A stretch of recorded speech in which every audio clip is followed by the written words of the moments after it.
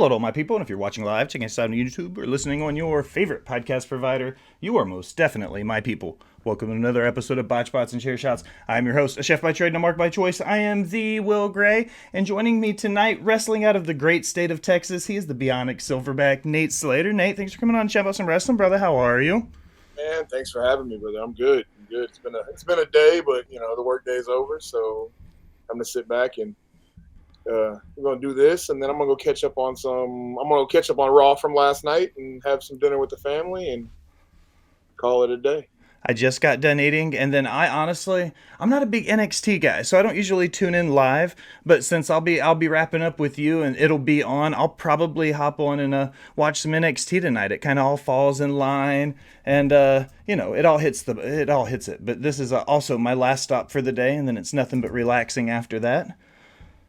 Yeah, I try to catch it the next day. So NXT not so much anymore. I lost a little bit of love for NXT when they did the rebrand. I keep my eyes on a couple of people, but other than that, I got a 3-year-old out there running around. Just so she pretty much control everything. That's a great age. I also, when they switched over to the 2.0, it just wasn't my cup of tea anymore. I was a real big fan of Black and Gold. I'm sure we could probably spend hours talking about that, but this is about you, sir. One of my favorite questions, I always kind of started, it's an icebreaker. Growing up, I grew up in the American South. I was in Tennessee, so JCP country, the end of the NWA, early WCW. That's what I cut my teeth on as a wrestling fan. What did you grow up watching? What's some of your earliest exposures you remember? So my mom and dad did not let me watch wrestling. I was not allowed to watch it. Mom said I had too much of an anger problem, and she didn't want me using the moves on my little brother. It's amazing to me how many pro wrestlers I've met that have told me that now. They're just like, man, my mom and dad just didn't let it happen early. Yeah, they look back now, and my mom's told me a couple times. She's like, if I would have known you were going to go down this path, I would have understood and probably tried to let you watch it, and we would have done a little bit more. But I mean, hindsight's 50-50. I was still sneaking it in here and there. The great TVs with the recall button. So Saturday morning, getting up, trying to catch what you could, and then mom and dad's room opens and you hit the recall button. Hopefully, you're right on the right channel. First thing I really remember, I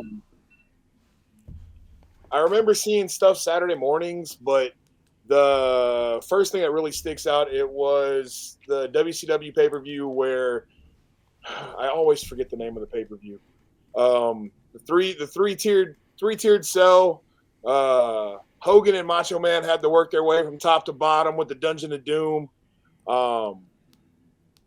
I just talked about this. Me and Dad he's in the chat. We just talked about this, I think. Talking about the David Arquette stuff and Ready to Rumble and all of that ties in around that same time. What the hell was that? Dad Hat, if you're in the chat. Uncensored.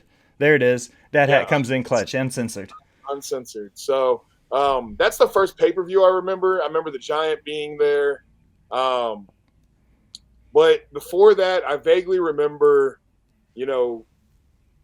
Sting. I grew up. Sting made me fall in love with the business. Sting was my way in. I don't know. It was something about him that attracted me. And, that was before, we're talking before '98 where, he went through the Crow stage. Surfer Sting.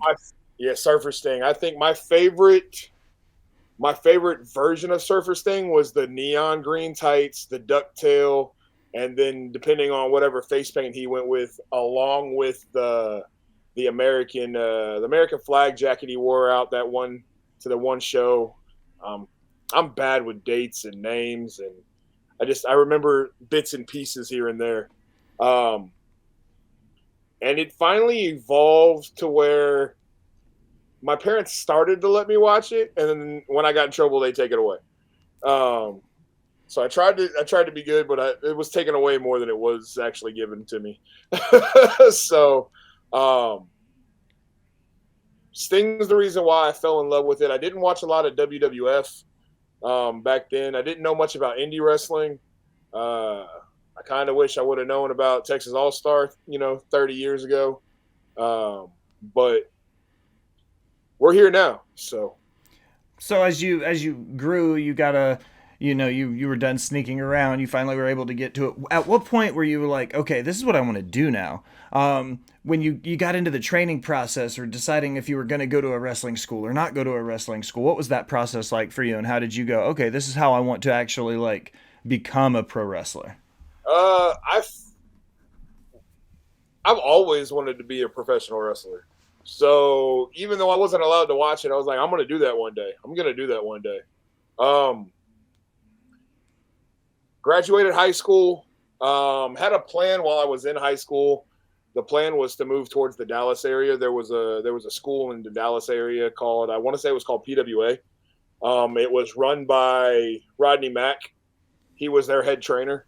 Um, High school fell through. I graduated high school. Plans fell through. I did go to bartending school to try to help figure out what I could do as far as make money and still be able to train and not have to work like a regular job. Problem is when you're 18 and you've got a bartender's license, most bars don't want you working behind a bar at 18. So that was a waste of money. But I got into retail in about let's see, my oldest daughter was born in 2003. I started training. I've got it written down because like I said, I'm bad with dates. Horrible with dates. I'm one of those guys where if I have to look it up and write it down. Once I write it down, I'm usually like 90% good on it. I'll be able to retain and generally like I was okay with that in like school and stuff. And I found now in my life at 38 years old or almost 38, if I don't write something down, there's no way in hell I'm going to remember it. Right. No, I'm the same. I'm the same way, especially with stuff at work. So July of 2004 is when I started training. My first match was January of 2005. So about a year into that process, so after you finished training and you were getting ready to break into the business, what's the process like coming out of the training and getting into that booking process now? Coming out of the school and looking into it like from the perspective of okay, now I'm working and how do I get booked? For years, I only worked for All Star. I trained at Texas All Star. I was only booked at All Star. There was a rule and an unwritten rule kind of in wrestling when you're coming through training that you don't leave your home base until it's cleared through them for you to go somewhere else. That way you're not tarnishing their name and you're not tarnishing your name and you're not going to get misused in the business. So it was probably 3 or 4 years before I sought work elsewhere. Hindsight, I kind of wish I wouldn't have because I got hurt at another show and then walked away for a couple of years. Kind of fell out of love with the business. Was given an ultimatum in the relationship I was in at the time where it was either wrestling or your family because you can't do both when you're injured. So I walked away, chose to walk away.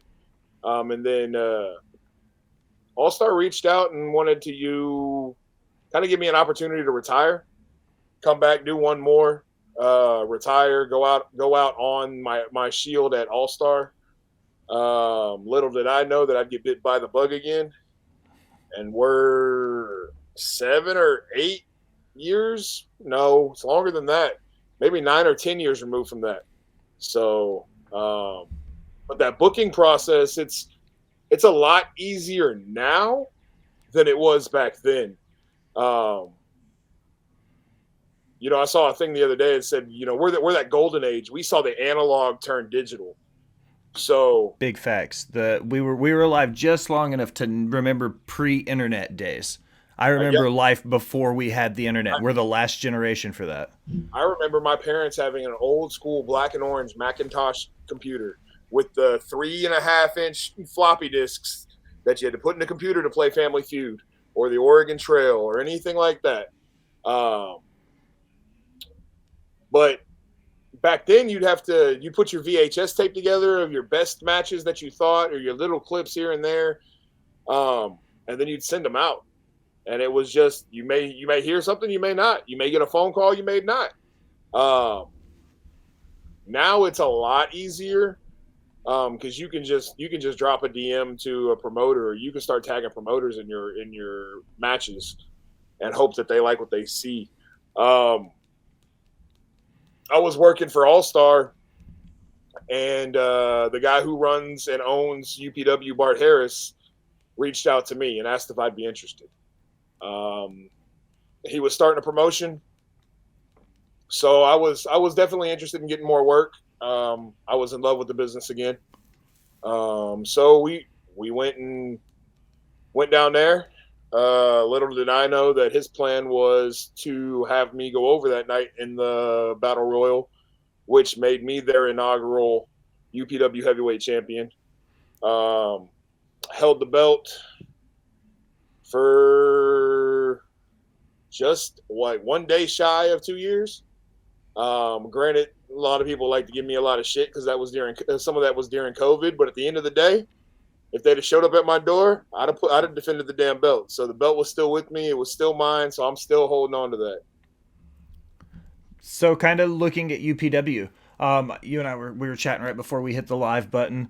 You and Jason Sullivan, y'all had a huge grudge match. Let's kind of pull the curtain back just a little bit here. When you're building the story that involves such huge chunks both in the ring and outside the ring. We talked about how this led to Chevy getting his head shaved by the Mayhem Mafia. When you have so many layers like an onion to this story and how big it was, what was it like just having a chance to be a part of such a cool story? Man, that story, I love that story because it gave me what I call my little stone cold moment.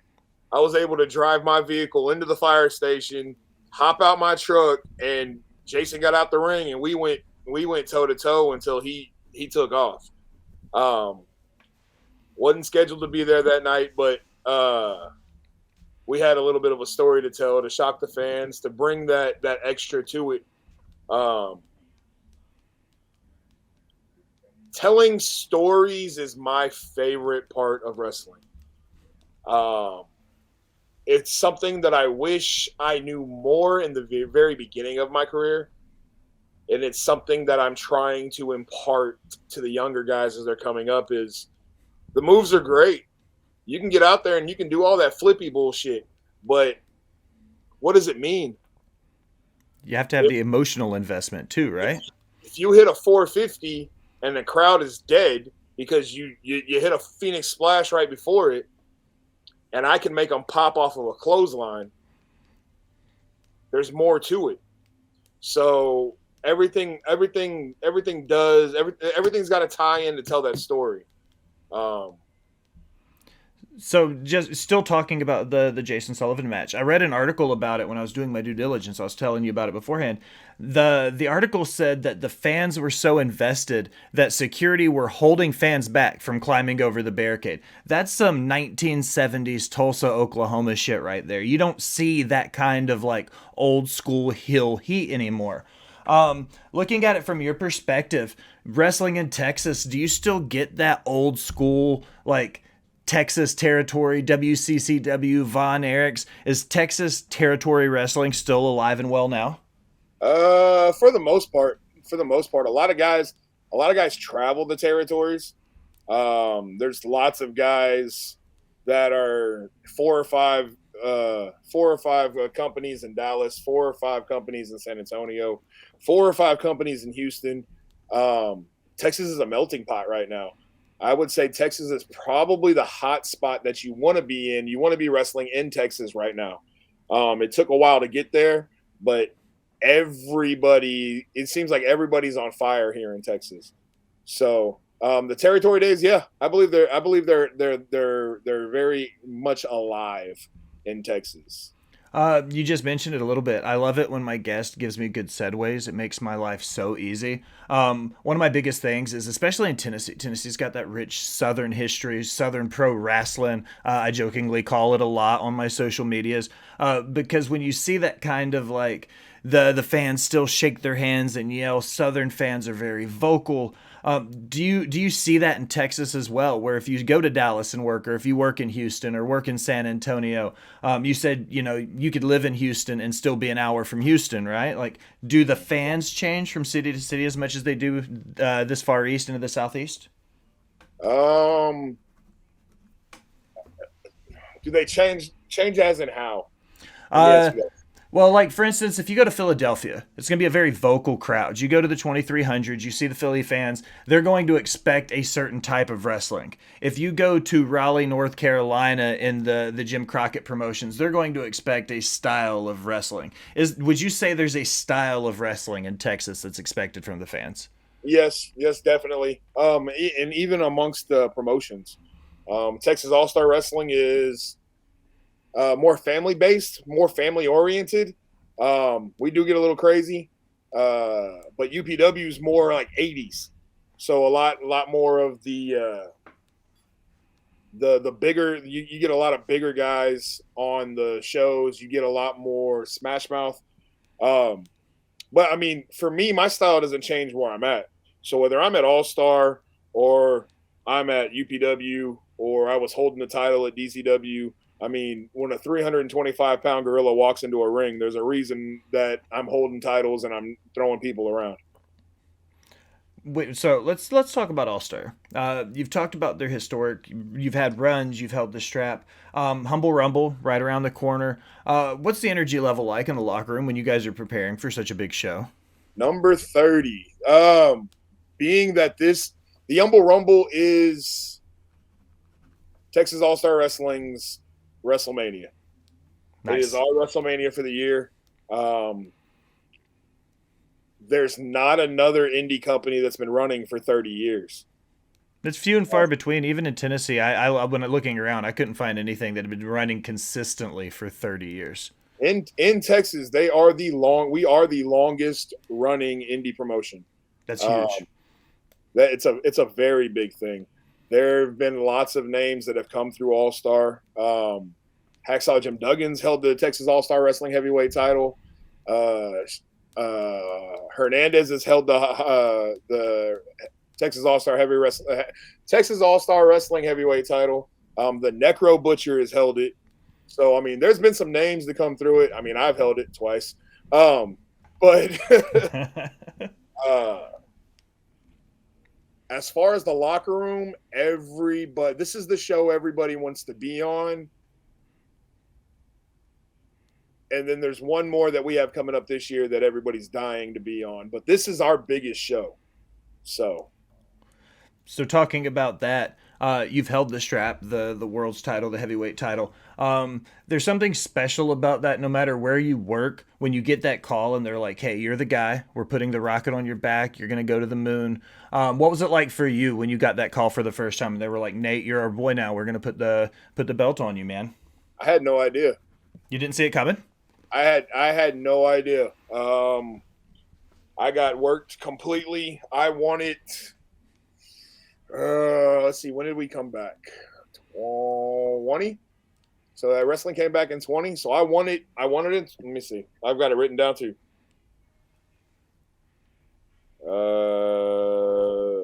Let's see.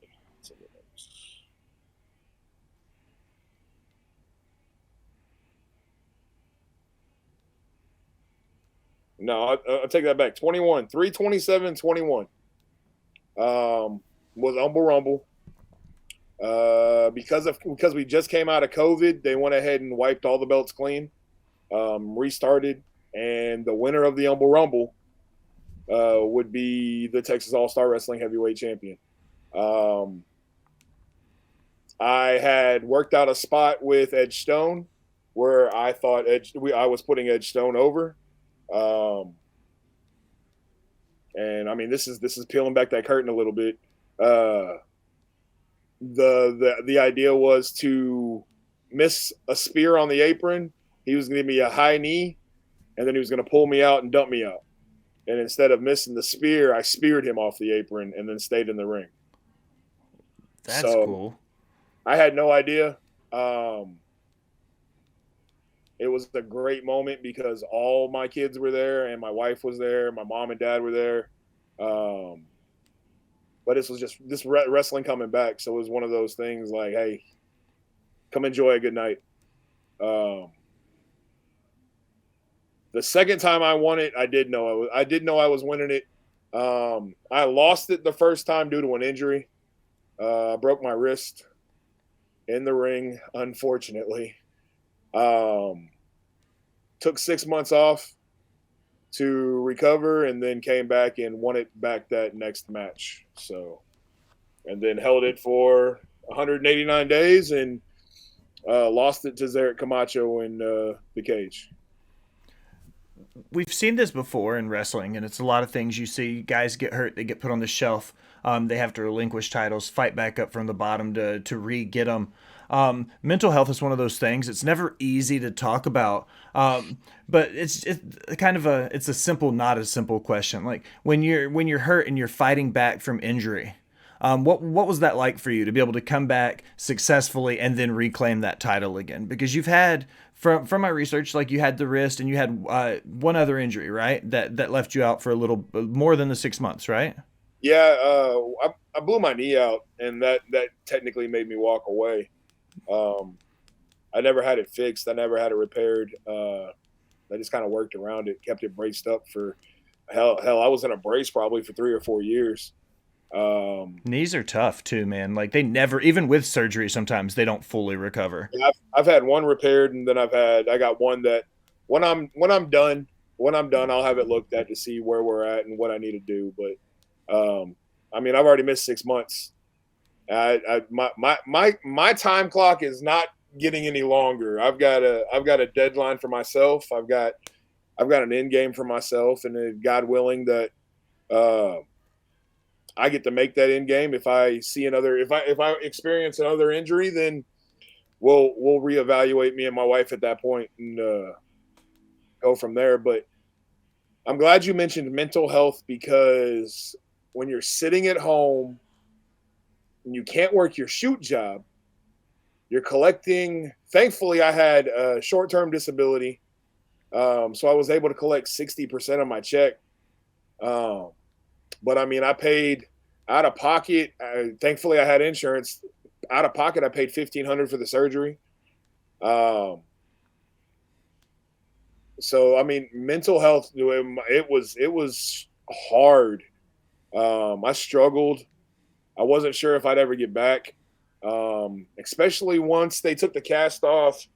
They took the cast off. They pulled. No, they took the cast off, and I still had a pin in my wrist because it still wasn't healed all the way. So then they put me in a hard brace for another 4 weeks, and that's still, for that other 4 weeks, I still wasn't able to do very much. Took the pin out. One of the most painful things I've ever experienced. And then started rehab. And then when you start rehab, I mean, it's crazy when you've got your hand, and doing this is one of the hardest things to do. I mean, I couldn't even touch them. And when you can't touch them, you're like, am I ever going to get back? What am I going to do?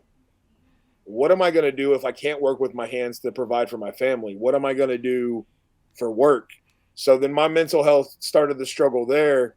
And thankfully, I have an amazing woman beside me, because she drugged me through that and held me up and said, hey, we're going to get through this. You're going to figure it out. You're tougher than you fucking you're thinking right now. So get through it. Do what you got to do. And I wound up coming back actually faster than they were actually projecting me to come back. I That's probably could have fantastic. started wrestling again in January or February, but I wanted to make sure my wrist was ready to go, so we pushed it off till March. But yeah, no, mental health is very important. Everybody struggles with it, and I mean it's a good thing for everybody to talk about. So Well, I appreciate it. That stuff's not easy to talk about too. In my intro, I say I'm a chef by trade and a mark by choice, and that was because for 15 years I'd been an executive chef, and then I had a cancer diagnosis that took me out of a kitchen, and that's how I ended up in the wild world of professional wrestling journalism was because of that. And it's one of those like weird blessings because had I not gotten sick, I'd still be slaving away 80 hours a week in a kitchen somewhere, not doing what I'm happy doing now. On the positive side of it, one of my favorite analogies that I've always heard was when a wrestler turns something in the ring up, they turn it up to 11, and that could be anything from an attitude to something from their real life to, lyrics from a song. Something allows them to turn their character work up to 11. What part of your everyday life does the Silverback Nate Slater turn up to 11? oh man, well.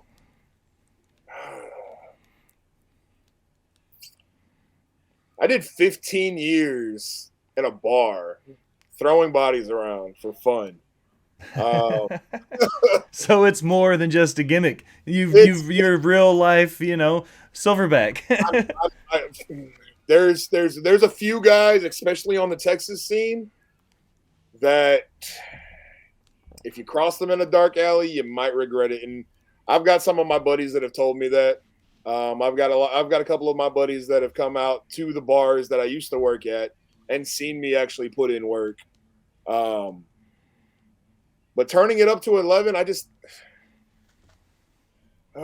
trying to think. I try to kind of stay on that level. I don't go all the way to 11, but Kind of a you don't have to get ready if you stay ready mentality. yeah.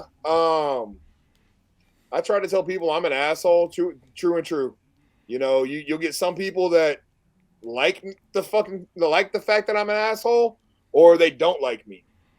There's that saying that you're gonna have people that like me and people that don't like me, and they're gonna tell you why they don't like me, and we're gonna tell you why they do like me. Believe them both, because they're both right. Normally, I'm easy to get along with until you cross me, and then once you cross me, I could be done with you quickly. So that's not to toot my own horn. It's just I kind of walk away. I'm a no bullshit kind of guy. I'm just gonna throw it out here that you and I have a mutual friend in the Ginger Ninja Jaxpo, and he took a chop from you, and I heard and saw the video and talked to him immediately afterwards. It's not something I want to be on the receiving end of, so we're And cool, Nate. We're cool. I got love, and I got love for Jax. The only reason why I did it is because he asked me to. That's hilarious. Big fan of Jax, one of the guys over at TGN. So shout out for those Jax guys. is my boy. And then shout out to Dad Hat in the comments in the chat. Yeah, I saw he made you pop with the Oregon Trail. I love old school Oregon Trail. Man, This is one of my new questions. I haven't asked anybody yet. So you're my trial. You're my guinea pig here, Nate. All right, you've been in the ring as long as you have been. Two-part question. Do you remember match 1? The day you stepped in the ropes, the bell rang for the first time as a pro wrestler. And then the follow-up to that is, if you could go back to that night behind the curtain in Gorilla, what would you tell rookie Nate? Match 1, Humble Rumble 12? Yeah, Humble Rumble 12. It was let's see, I told you that date a minute ago. It was January 15th, 2005. Yep. I remember it vividly. I actually shared that picture a couple years ago.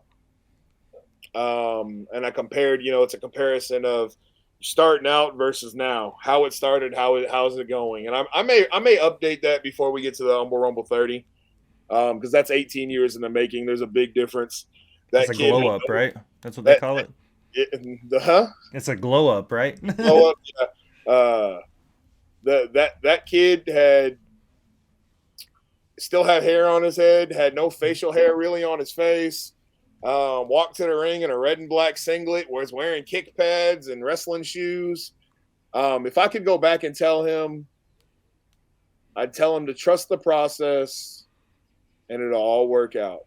Don't doubt yourself. But I would also tell him the thing that I tell people now. I was lucky enough to find 3 guys that I can just go to with ideas and ask for advice. I call them basically my totem poles. You know, I've got the 3 guys that one guy I've known since the first day I stepped into a wrestling ring. And he means a hell of a lot to me. Hell, he'll come to a show into the back just to watch me work. He's retired. He doesn't really work anymore. Every once in a while he may show up, but he means a lot to me. So it's like I said, I would tell him to find those 3 guys, stay away from the bullshit, and focus on where you want to be in life. My goal when I was younger was obviously to try to make it, but then I got a taste of the oil field, and I didn't like to be away from home. You started hearing the horror stories and I call them horror stories because Flair's kids talk about him in great respect now. But look at what Dom is saying to his dad right now in a promo. There's some truth behind that. There's some real feelings behind that. And that was something that I didn't want for my kids. I did with my older 2. I missed a lot of their lives just by working the shoot job. So for me, it's really important. I've got three younger ones. It's really important for me to be around for them and not to miss what I missed with the older 2. Also, something I can relate to, having been in the restaurant industry. You were behind the bar. You said it yourself. You know what it's like. And I started right out of college as a sous chef and worked all the way through to executive chef. And it felt like that was the only thing I had. Work-life balance is so hard to get balanced sometimes. Well, Nate, I think we did all the damage we could do for one night. But I can't let you off that easy. But there's more. There's always a little more. I always end all of these things with 5 random questions. I've got your 5 queued up and ready to go. You ready to knock them out? All right, let's go. Question number 1. Does pineapple belong on pizza? Fuck yes. You think so? Fuck yes. It's a staple in my house. Pineapple and bacon on a pizza. So if it's pizza night, you guys are at least getting 1 pineapple and bacon pizza then? Yep, my kids love it. All right, if you're on the road, what's your go-to fast food spot? Oh, go-to Checkers. Good burger? Good burger, and the fries are fucking amazing. Allison, the producer for the show, says yes to pineapple on pizza. Fuck yes. What's the best... See, Will? What's the best movie you've seen recently? Ooh, recently? It doesn't have to be new. It could just be something you've watched recently that you're like, shit, that was a banger. I'm a fan of Wakanda Forever. Huge. Loved that movie.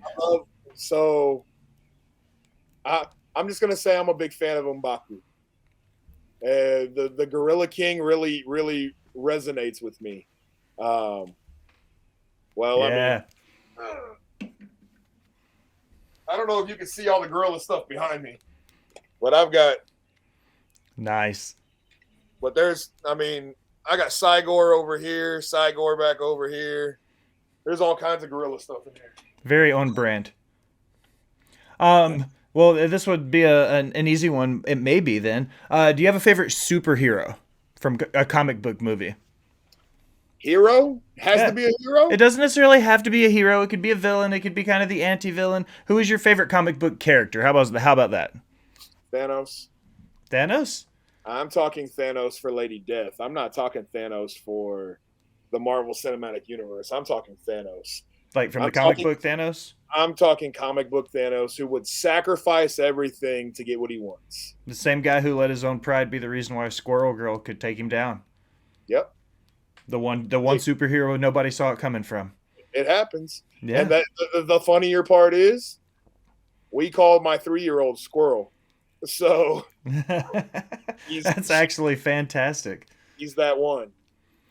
All right, last question, and this is just for fun, okay?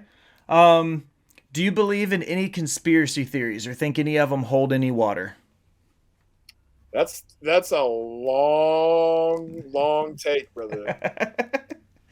How much time do you have? All right, give me your top two or three then. Time do you have, and how canceled do I want to get?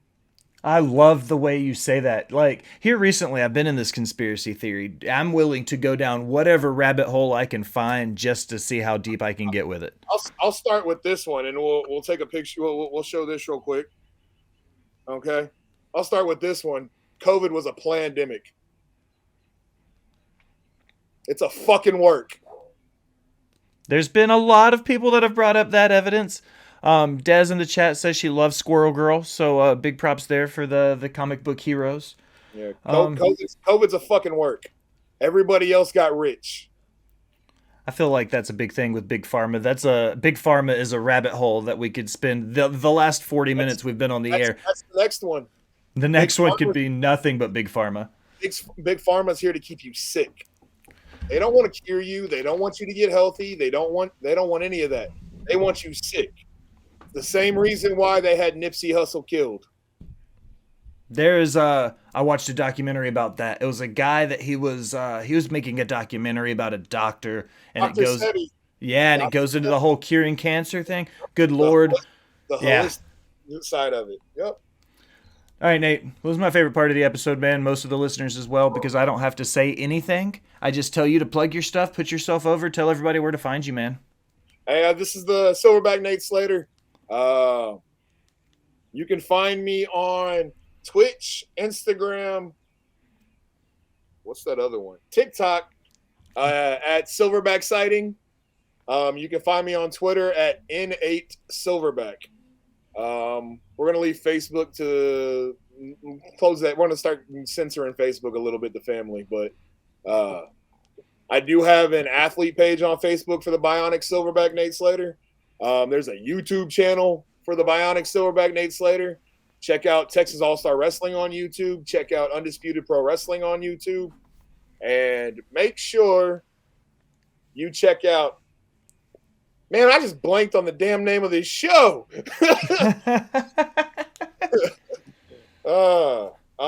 And so where are we at? Come on, give it to me, because I blanked.